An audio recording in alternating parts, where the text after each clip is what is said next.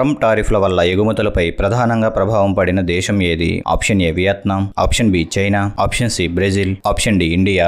Correct answer is option B China. Trump tariff విధానాలు గమనించి Europe నుండి కంపెనీలు ఎక్కడికి మారాయి? Option A Vietnam, option B Mexico, option C Canada, option B Britain. Correct answer is option A Vietnam. Trump tariff వ్యవహారంలో section 301 అనే పదం ఎందుకు ప్రస్తావనలోకి వచ్చింది? ఆప్షన్ ఏ WTO అంగీకారం, ఆప్షన్ బి చైనాపై ఆర్థిక చర్యల కోసం, ఆప్షన్ సి జాతీయ భద్రత, ఆప్షన్ డి అమెరికన్ వ్యాపార హక్కులు. Correct answer is option B చైనాపై ఆర్థిక చర్యల కోసం. ట్రంప్ టారిఫ్ విధానాల నేపథ్యంలో IMF ఏ సూచన చేసింది? ఆప్షన్ ఏ ప్రపంచ ఆర్థిక వ్యవస్థకు ముప్పుగా పేర్కొంది, ఆప్షన్ బి బలంగా మద్దతు తెలిపింది, ఆప్షన్ సి మౌనంగా ఉంది, ఆప్షన్ డి చైనా వైపు నిలిచింది. కరెక్ట్ ఆన్సర్ ఈజ్ ఆప్షన్ ఏ ప్రపంచ ఆర్థిక వ్యవస్థకు ముప్పుగా పేర్కొంది. ట్రంప్ టారిఫ్ విధానాలను బైడెన్ ఎలా సమీక్షించారు? ఆప్షన్ ఏ పెంచాడు, ఆప్షన్ బి తాత్కాలికంగా నిలిపివేశాడు, ఆప్షన్ సి పూర్తిగా కొనసాగించాడు, ఆప్షన్ డి కొత్త టారిఫ్లను చేర్చాడు. Correct answer is option B తాత్కాలికంగా నిలిపివేశాడు. ట్రంప్ చైనాపై మొదటి విడత టారిఫ్లు ఎప్పుడు విధించాడు? Option A March 2018, option B జనవరి 2017,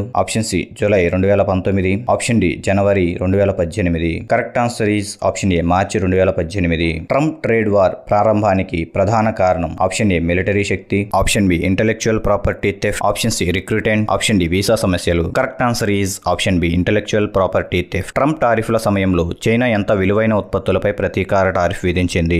option A $75 billion, option B $50 billion, option C $100 billion, option D $120 billion. Correct answer is option A $75 billion.